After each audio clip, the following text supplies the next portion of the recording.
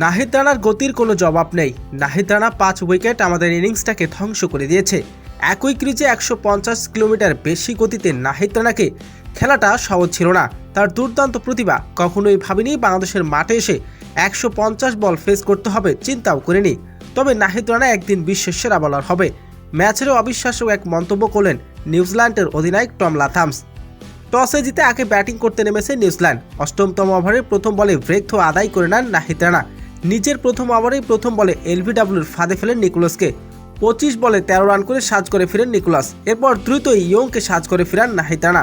দলীয় 28তম ওভারে চমৎকার ডেলিভারিতে মোহাম্মদ আব্বাসকে সাজ করে ফিরান বাংলাদেশের এই এক্সপ্রেস। এটি ছিল তার তৃতীয় উইকেট। এরপর দ্রুতই 2 উইকেট তুলে নিয়ে নিজের ব্যক্তিগত ফাইবার আদায় করে নেন নাহিদ রানা। এতে নিউজিল্যান্ডের বিপক্ষে 10 ওভারে 32 রান দিয়ে 5 উইকেট তুলে নেন তিনি। ম্যাচ শেষে সংবাদ সম্মেলনে নাহিদ রানাকে নিয়ে প্রশংসা করলে টম বলেন, নাহিদ রানার গতির কোনো জবাব নেই। নাহিদ রানা 5 উইকেটে আমাদের ইনিংসটাকে ধ্বংস করে দিয়েছে। তবে নাহিদ রানা একদিন বিশ্বের সেরা বোলার হবে।